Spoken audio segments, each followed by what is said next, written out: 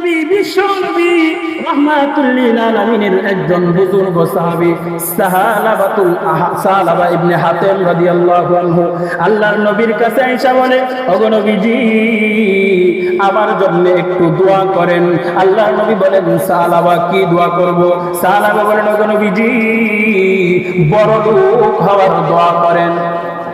চিন্তা করছেন? বলে বড় লোক হওয়ার দোয়া করেন ইয়া রাসূলুল্লাহ। মানুষ দোয়া চায়, আমার জন্য দোয়া করেন, আমি যে তো সুস্থ থাকি, আমার জন্য দোয়া করেন, আমি যে তো কবর আযাব থেকে মাফ পাই। আর ওই সাহাবী দোয়া করে, ইয়া রাসূলুল্লাহ আমার জন্য দোয়া করেন, আমি যে তো বড় লোক হতে পারি। আল্লাহর নবীর দোয়া, আল্লাহর নবী দোয়া করলেন, দুটো হাত সাহাবীদেরকে উঠাইলেন, প্রভু ওগো প্রভু আমার সাহালাবা ইবনে হাতেম রাদিয়াল্লাহু আনহু, সাহালাবা ইবনে হাতেমকে আপনি বড় লোক বানায় দেন। আল্লাহর নবীর দোয়া সরাসরি কবুল হয়ে যায়। সুবহানাল্লাহ, কবুল হয়, বিশ্বাস হয়নি?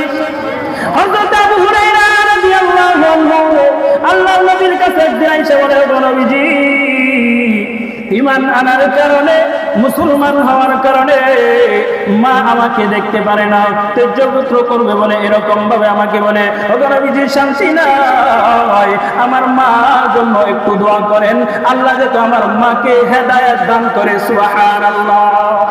আমার নবী, আপনার নবী, বিশ্ব নবী সাহাবীদেরকে নিয়ে দোয়া করলেন, আবু হুরায়রা হাত উঠাও। আল্লাহর নবী দুটো হাত উঠাইলেন, প্রভু গো আবু হুরায়রার মাকে আপনি হেদায়েত দান করেন। আবু হুরায়রা রাদিয়াল্লাহু আনহু মজলিসের মধ্যে বসা ছিলেন। আল্লাহর রাসূল যখন হাত উঠাইলেন, মুনাজাত চাইলেন, আবু হুরায়রা সরাসরি বাড়ির দিকে দৌড়াইতে আরম্ভ করলেন। আবু হুরায়রা চলে গেলেন, আল্লাহর নবী দেখতে পারলেন আবু হুরায়রা চলে গেছে।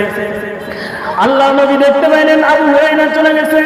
আবু হুরায়রা যখন আসলেন, আল্লাহর নবী বলেন, আবু হুরায়রা রে, তুমি বলেছো তোমার মার জন্য দোয়া করার জন্য, দোয়া করলাম, তুমি কেন চলে গেলা?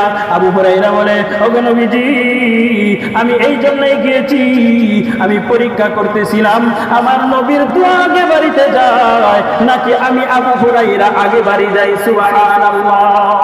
আল্লাহর নবী সাহাবী আবু হুরায়রা রাদিয়াল্লাহু আনহু যখন নবীজির মজলিস থেকে বাড়ির মধ্যে উঠে যায়, উঠে যখন বাড়ির দিকে দৌড়ায়, প্রতিদিন বাড়ি গেলে মা যখন তাকে এরকম অকাট্য ভাষায় কথা বলে, আজকে আর এরকম ভাবে ডাক দেয় নাই।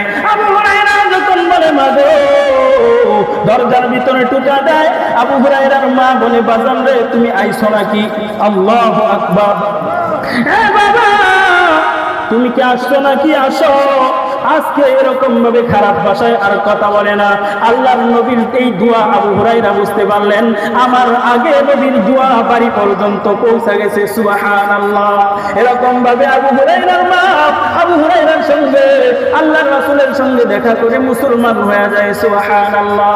এই জন্য বলতেছিলাম, আল্লাহর নবীর দোয়া কোনোদিন ফেরত যায় না, ওলিদের দোয়াও ফেরত যায় না, বুজুর্গদের দোয়া অনেক সময় কাজে লাগে, কিন্তু নবীর দোয়া এটা বিতা যায় হতে পারে না।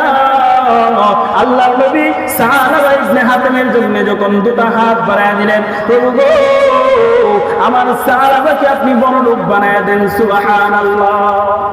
সাহালাবার জন্য দোয়া করার পরে সাহালাবা ছিলেন একজন বুজুর্গ সাহাবী, রাসূলের পিছনে প্রতিদিন জামাতের সহিত 5 ওয়াক্ত নামাজ আদায় করতেন।